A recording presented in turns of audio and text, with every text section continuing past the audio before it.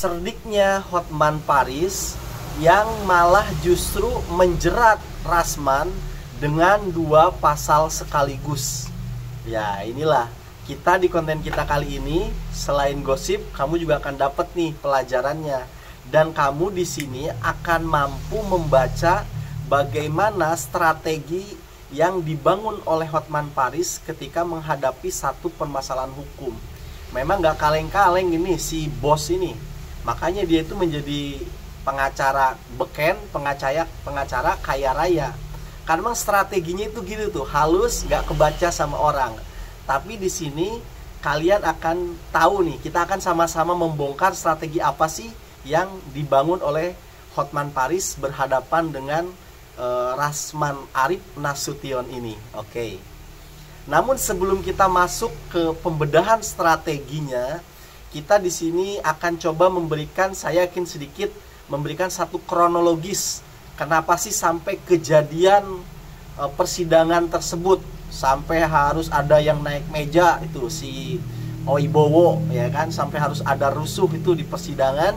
Nah, di sini saya memberikan kronologi singkat aja. Ini semuanya itu apa sih, sumber masa itu sebenarnya itu cewek sih ya, yaitu siapa? Iklima Kim. Berawal di tahun 2022 bulan April. Ada seorang perempuan yang dulunya itu sebagai asprinya siapa Hotman Paris, bernama Iklima Kim, minta tolong sama Rasman Arif Nasution tuh. Katanya dia dilecehkan oleh Hotman Paris. Kata itu dia, pokoknya di situ si Rasman berkoar-koar dia punya bukti-buktinya. Ya, apa aja pelecehan-pelecehan itu kan begitu tuh. Nah, kemudian ketika pelaporan ini juga sempat terjadi ya, si Iklima ini minjem duit 13 juta, dia dikasih lah ya sama si Rasman. Di situ juga menawarkan diri menjadi istrinya Rasman yang kesekian, artinya nggak tahu istri keberapa, ketiga, keempat, kelima begitu loh si Iklima ini.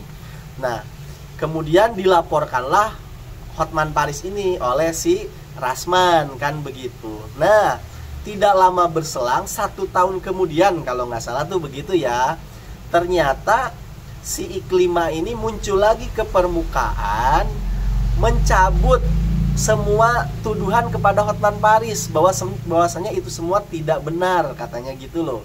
Karena ternyata antara Iklima dan Hotman ini berpacaran. Jadi semua adegan-adegan itu semua adalah ya dasarnya suka sama suka. Jadi di sana tidak ada namanya semacam pelecehan gitu ya. Nah, itu juga diumbar lah sama Hotman Paris di depan umum, "Woi, gue ini pacaran," gitu. Dicabutlah itu laporan. Nah, ini si Rasman ini gak terima tuh ya kan. Kemudian malah melaporkan si Iklima, yang dulu Iklima minta tolong sama Rasman, sampai sekarang sama Rasman dilaporkan karena memberikan keterangan palsu begitu loh. Maka dilaporkanlah Iklima ini oleh Rasman. Nah, yang kemarin sidang itu adalah pencemaran nama baik. Sebenarnya udah beberapa tahun silam ya kan. Gara-garanya si Rasman itu ya cuap-cuap bilang bahwasanya Hotman Paris itu adalah penjahat gitu ya. Begini ya, pokoknya diungkaplah sama si Rasman bahwasanya dia itu penjahat gitu. Nah, gak terima tuh si Hotman Paris, dilaporkanlah Rasman. Kemudian sidangnya tertunda sampai kemarin disidangkan begitu loh. Maka terjadilah keributan ini. Nah, sekarang kita akan sama-sama coba membedah kecerdikannya Hotman Paris membalik keadaan. Bahkan sekarang ancaman pidana untuk Rasman itu menjadi 2.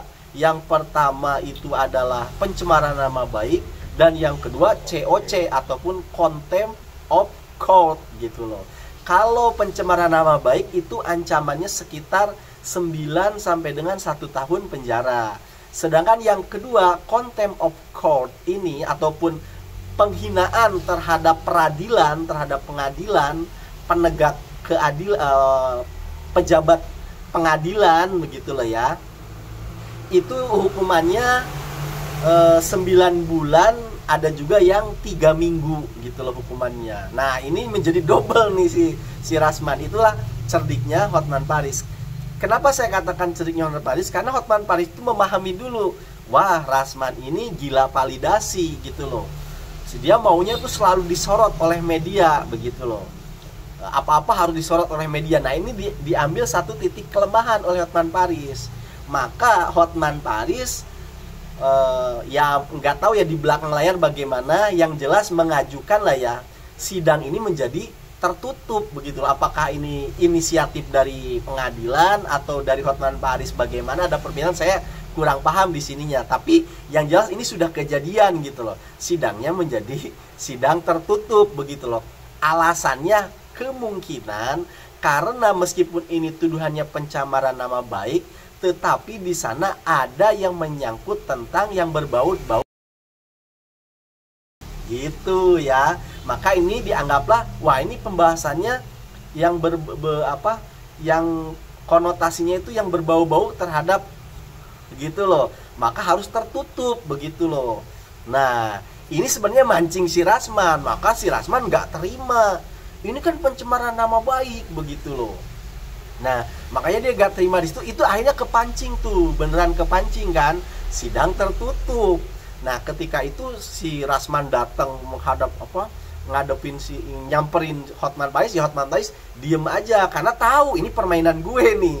Nah diemin aja begitu, atau bahkan mungkin ekspresi malah semi meledek nih sama si Rasman. Rasman tambah emosi, kepancing juga tuh si Oibowo naik meja ya kan.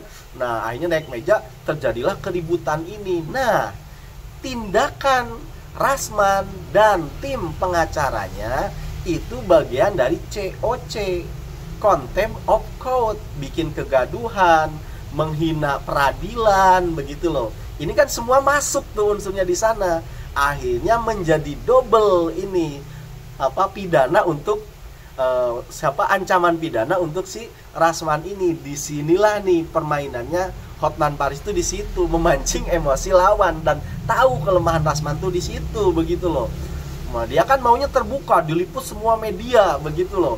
Karena memang dia tujuannya ke sana, bener-bener pengen memanfaatkan memanfaatkan situasi supaya dia tuh makin dikenal, makin terkenal. Makanya kan sebelum persidangan ini dilakukan, keluar-keluarnya Rasman tuh selalu gitu, media harus datang semua, saksikan keadilan gitu, kita lihat keadilan gitu kan, omong-omongannya begitu, teriak-teriak, pokoknya ngundang-ngundang media mulu begitu lah. Ini dijadikan kelemahan, ini titik kelemahan sama si Hotman Paris begitu loh, dan bener aja kepancing. Nah disinilah akhirnya sekarang Rasman siap-siap aja nih, double sekarang dia permasalahannya begitu loh. Nah jadi kalian sekarang sudah bisa tahu lah ya, permainan-permainan para pengacara itu begitu tuh. Permainan cerdiknya Hotman Paris sudah kebaca.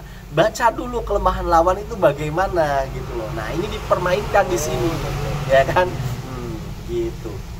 Nah itulah sekelumit perjalanan tentang kerusuhan kemarin. Kalau kalian pengen lihat bagaimana kerusuhannya dan lain sebagainya, banyak di channel YouTube lain ya kan. Tapi di sini kita kan fokusnya itu di analisis supaya ada manfaatnya begitu loh ya kan. Kita bicara hukum-hukum, pasal-pasal supaya kalian juga bisa paham nih. Kalau kalian bertindak, tahu kalau saya bertindak ada ancaman pasalnya ini, kelemahannya di sini. Nah, jadi kalian tuh lebih berhati-hati dalam sebuah tindakan, ada konsekuensi hukumnya atau enggak. Sambil gosip, sambil belajar. Itulah ciri khas channel Dewi Aja. Terima kasih karena sudah menyimak.